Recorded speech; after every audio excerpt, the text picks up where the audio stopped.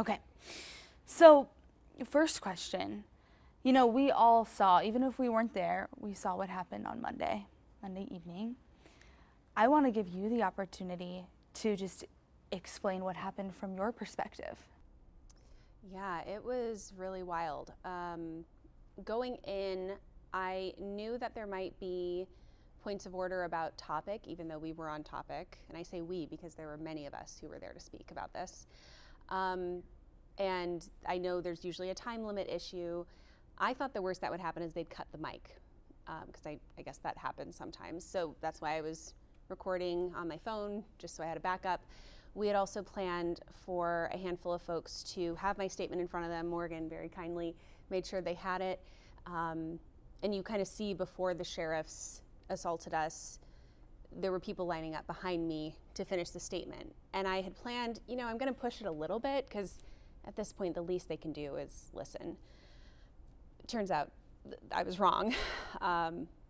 They weren't willing to do that. And when I say they, I really mean Council President Bob Ostley and people aligned with Joe Hogsett, who have not yet called for his resignation. And it was interesting, too, to watch the change in, I mean, Vop was already interrupting me throughout. He kept calling me Ms. Bobert, which I suspect might be a nasty nickname that I'm called in private messages or behind the scenes. It was strange. I also worked for Lauren Bobert's opponent last year. I did fundraising for Tricia Calvarese, so that was weird. So after I finally got going, I think someone timed it. I was only speaking for about 30 seconds before there was a buzzer, and he motioned to the sheriff's deputies to walk toward us. What I didn't know is that the folks with me were so supportive and courageous. Some of them put their bodies between me and the sheriffs. That was not planned, or at least I didn't know about it. I tried to keep speaking, thinking, there's no way he's that politically naive to, just cynically, aside from the fact that it's wrong to assault anybody, for law enforcement to do that. I didn't think VOP or people who support him would be naive enough to think that would play well, but it happened. It escalated very quickly because the sheriffs started shoving people who were with me. My friend Elise, she's posted this publicly and said it publicly, but they grabbed her breast and pushed her really hard. When they finally got to me, there were two sheriff's deputies in particular, both older white men. And I will say I'm a white cis woman. Usually cops are pretty nice to me. I have a lot of power and privilege in that way. So if they're doing this to me, they'll certainly do this to other people. But you know, I kept saying, don't put your hands on me, stop. I assumed my cries for help would have made VOP or somebody intervene. In the video looking back, I see Jared Evans stand up. He sent me a very nice message later and said he wished he had done more, which I appreciated. But yeah, to be honest, I didn't, in the moment, there's so much adrenaline, right? When you're in that fight or flight response. I also already live with PTSD, so I know enough from my own recovery and from my training supporting other survivors that when you're in that heightened state, you don't necessarily feel pain. Like if anyone's ever broken a bone, they would know. You don't immediately process it. But watching the video back and hearing my just like guttural cries for them to stop, and watching just how rough they really were with me. I found a bruise on my arm later. That was clearly from when one of those deputies grabbed me. One of them told me to walk like a lady, and that's when I told him to go F himself. I think most women would probably have that reaction. But that's when they got even rougher. One of them had his hand behind my head, pressing my head and pulling my hair. You see them literally dragging me, and I'm just screaming like, what's wrong with you? Stop. One of them, I was like, do you have a daughter? He said, yes. It's like, I don't know in what circumstances anyone thinks that's okay. And at any point, VOP could have stopped it, and he didn't. So any of these follow-up statements, which don't even include the words, I apologize or I'm sorry, are very empty, because there were plenty of opportunities for him to stop it. He shouldn't have done it in the first place, but yeah, VOP had me assaulted through law enforcement on Monday. You sent me that recording that captured all of it. On my phone? Yeah. And even, you know, our cameras are there, but don't catch everything in the way that the phone that's with you there It was in does. my hand the whole time, thank Right. God.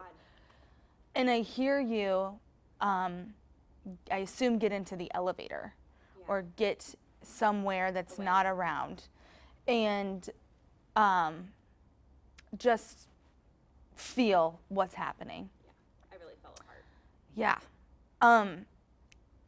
For those that maybe don't understand what that's like, why was it so important that you then say the rest of your statement to the media? In all of this, I don't know if you want to call it advocacy, whatever, my goal is always for other survivors to feel seen and heard.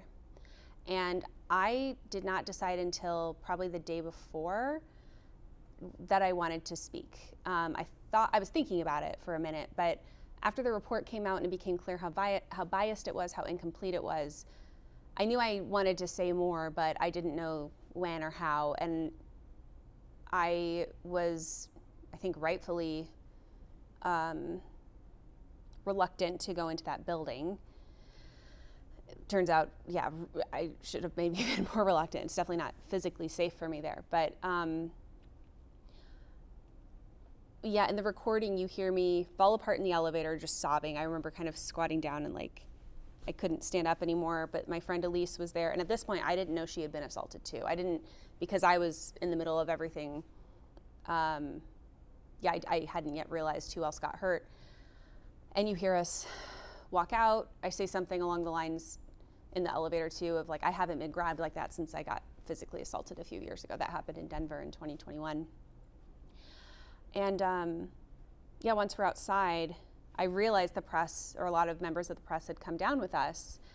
And part of me, of course, was like, I just want to go home, and I did, but I felt like it was really important to be heard. I felt it was really important to have transparency about the impact on survivors when this happens. I mean, if I'd had it my way, would I have had makeup running and been so shaken and upset? No, I would have loved to have spoken the way I intended to, with composure and, better lighting. I mean, just silly stuff like that. But instead it was outside and sort of impromptu, but I meant every word I said. And I think you see the emotion on my face and in my voice. Like, it's very sincere, and sincere about just reliving what happened to me all those years ago and in the years since, but also what had just happened to me moments before. And I wanted those words out there because I know for myself, when I was still going through all this stuff, it would have made me feel less alone. And that's always my goal. Yeah. Given what occurred, there's 1,000 directions and questions I could ask, but I am curious, do you plan to take legal action based on what you experienced? I can't speak in detail about any of that because it's under consideration, but I do have an attorney and it's a conversation for sure. I'm curious, VOP released this statement yesterday, and it's been characterized as an apology. But my question is, he knows you. Did he apologize to you? Yeah, I wouldn't say we know each other well, but he has my number. He could have reached out. My friend Elise texted him Monday night. He hasn't reached out to her. We didn't hear a thing. That's clearly a statement written by a crisis PR firm, which I hear is the same crisis PR firm that Greg Taylor used recently when he was having issues. So, it came 2 days later. It didn't include the word apology or I'm sorry. The best apology is changed behavior, and again, he could have changed course at any time. His statements to the press after the meeting doubled down on what happened. I don't think it's sincere. And he says something like, I failed Ms. Roberts and the people there and whatever, but he failed his own constituents. He failed the whole city of Indianapolis, and this is a man who wants to be mayor, whether it's in however many years till Joe's out of office or if Joe resigns. This is defining him for the public in a lot of ways, and I hope people remember this if and when he runs for higher office. And certainly in his current position of power, he should not be there. It's not, to me, that's someone who's unfit to be in his position. One of the things that is mentioned in his statement is the possibility of addressing the council's administration and finance committee about the law firm and its payment. Given what occurred, do you foresee yourself doing that? I will never step foot in that building again. I don't feel safe just even being in Indianapolis right now. I considered flying back to Denver early. They've had so many opportunities to listen to me, going all the way back to 2017. And I'm done extending myself, putting myself through any of that for these council members who, you know, with a couple exceptions, don't really care. They've shown me with their actions that they don't care. And so there's plenty I've said on the record. I continue to write on social media and on my Substack. There's plenty of documentation they have access to already. They can do their work. I don't need to keep doing it for them. They're the ones who are elected to serve, so they need to just do their jobs. I want to ask you about Tuesday. You know, we were set up to go to the 1 o'clock press conference on something that had nothing to do with what happened on Monday. And as you all know, it was postponed / Hogsett's appearance was canceled. And soon we met him outside of the Oakmont having brunch / lunch. What's your reaction to that? To him having lunch, or? To canceling and then. That's typical of him. Yeah, hiding from situations that will make him uncomfortable or look bad, or where he may have to be held accountable, and then, yeah, just trying to act like it didn't happen. I hear that happened earlier today too, so, yeah. So that is, I have so many questions that I could ask about what occurred on Monday and even on Tuesday and Wednesday and now, you know, I mean, continuing throughout this week. But I would love to chat with you about something that, you know, I mean, we've now talked to so many people that aren't even necessarily within the administration, that are simply just working within the party. What is your message as someone that was the first to come out, at least in the way that you have been recently, to people that are experiencing that within the party today? Well, there's a couple things. One is, I think some people are still being conditioned to think that survivors, whistleblowers, workers even just speaking up for themselves are the problem, or that we're somehow giving Republicans a win. I would say that, if anything, we are the ones who want things to get better for everybody. The abusers are the problem. The abuse is the problem. And so until the Democratic Party walks its own talk, it's not a legitimate opposition party to what's happening to our country at the national level, what's happening to Indiana at the state level. And, you know, I don't live here anymore. I left to get away. I'm an unaffiliated voter in Colorado, or at least last I checked, I still was. Occasionally I switch my registration if I'm if I'm caucusing for a primary or something. And I generally vote for Democrats. I've never voted for a Republican. But I'm a leftist. I'm a socialist. I'm not afraid of those words. I think it's very clear, especially if you look at how Jesse Brown on the city council has been treated and expelled from his own caucus for talking about the charter school money that some of his Democratic colleagues take. They are very threatened by folks who have values like that, and even by the progressive wing of their own party, or people who still identify as Democrats. Far more threatened by us and this value system of people who will say the truth, because the truth is contagious, than the actual fascist uprising on the right. And so unless people even just recognize that and how that's playing out politically and with policy, I can't really help them. But if there are people who know that what's happening to them is wrong, even if they haven't given it language yet, I just hope they know they're not alone, right? That's always my goal, whether you agree with me politically or not. And it would be the same message for workers who work in Republican spaces or libertarian spaces. No worker deserves to be treated the way that I and many others have. It's also illegal, aside from being unethical. So, yeah, regardless of politics, nobody should put up with that. Speaking of the party, Morgan, one thing that you did in the past year is write that letter that now has how many? Over 70 signatures from women around the state. What prompted writing that letter and wording it the way you did? It was really the inaction of so many of our elected officials and leaders from around the state. I worked in the Hogsett administration from March 2021 to September 2024. The summer in which the news broke with Lauren coming forward was a tough summer. I watched the Hogsett administration just mishandle the response completely. The mayor hid rather than take accountability and speak to his staff to assure his staff that they were protected. We did not feel protected.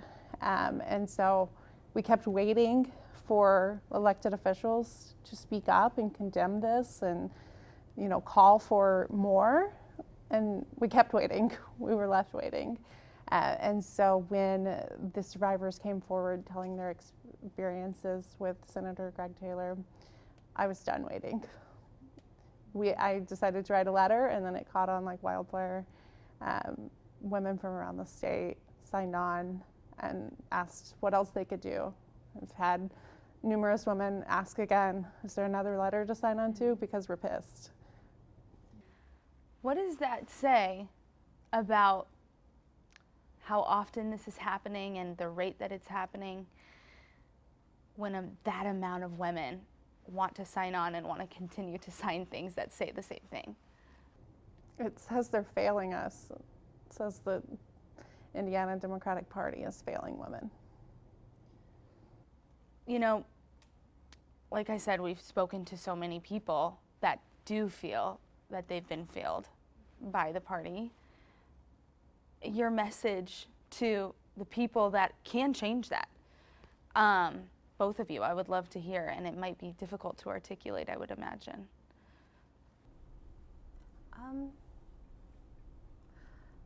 You have an opportunity to get out ahead of this still.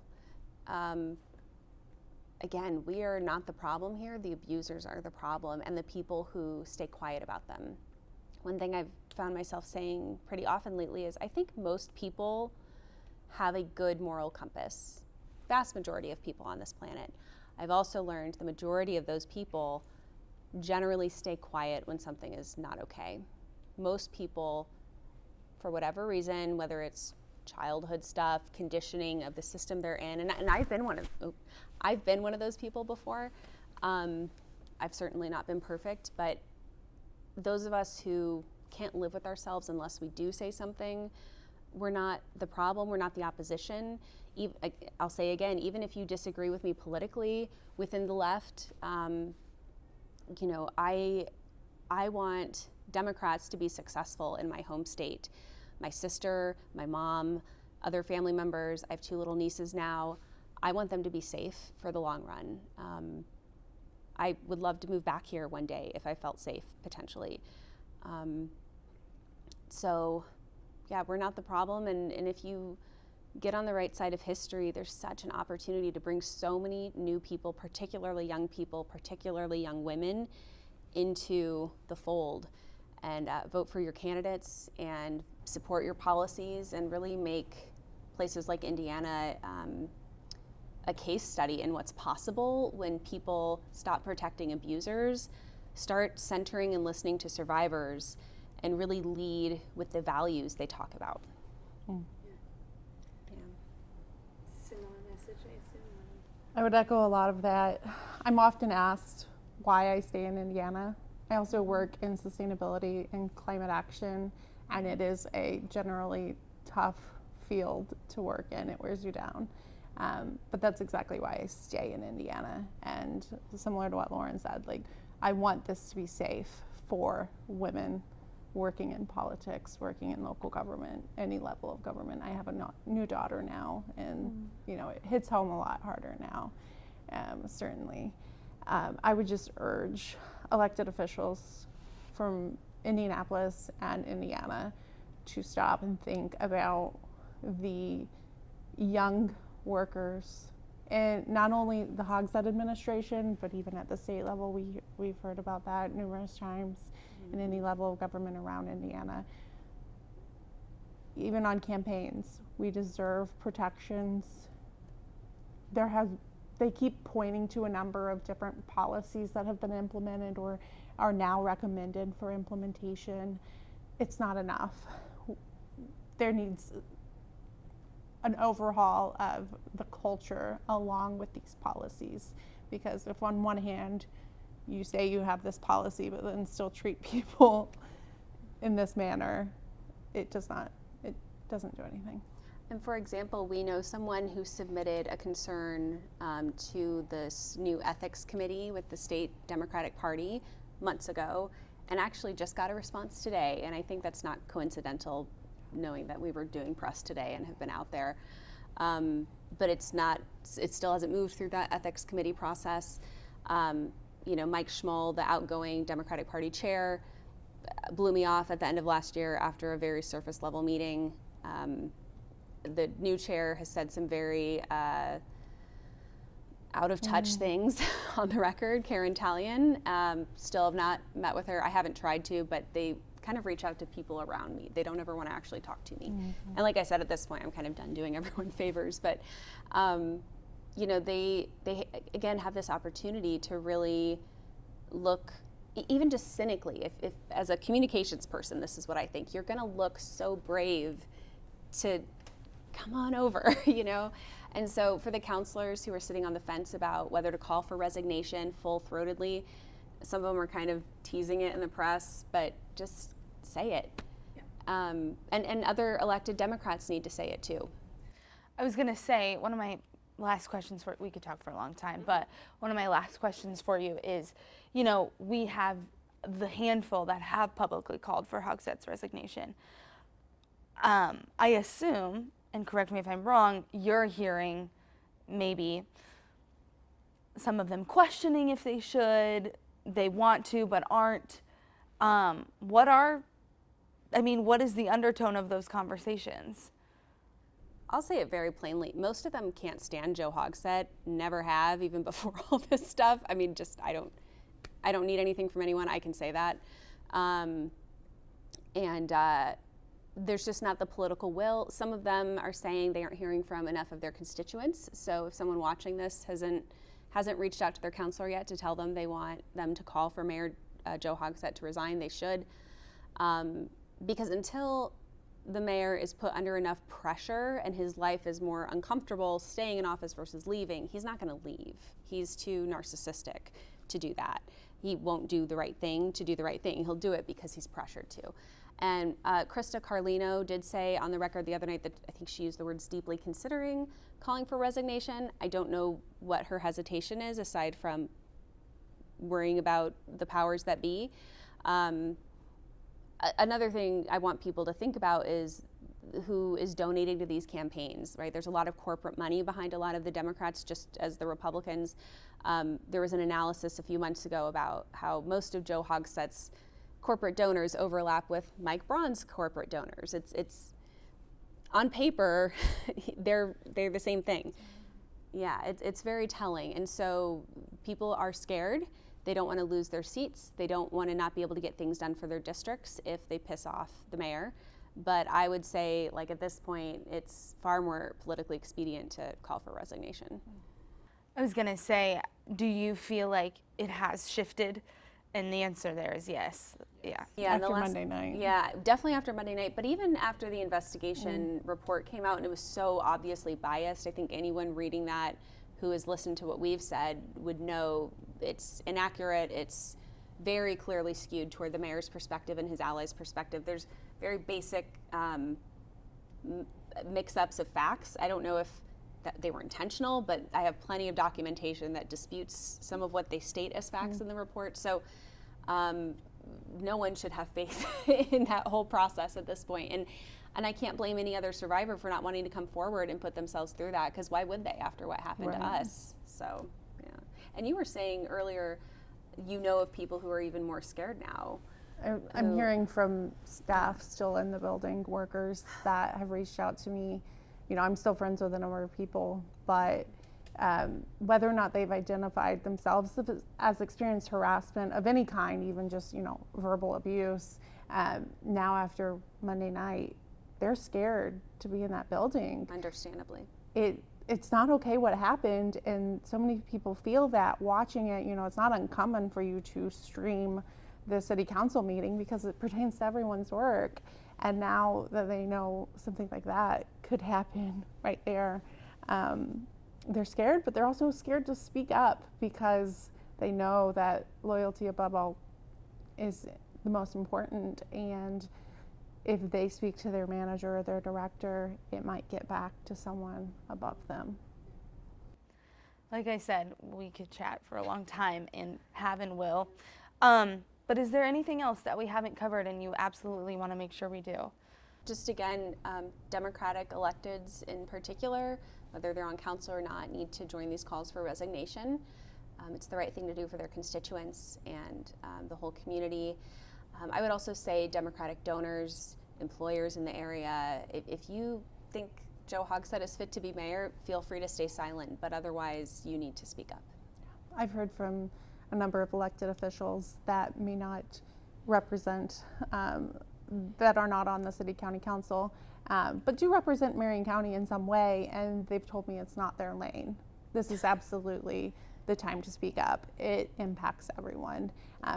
I firmly believe that this is having a larger impact on the city, whether it's potholes you want filled or homelessness solved. It's all having a ripple effect.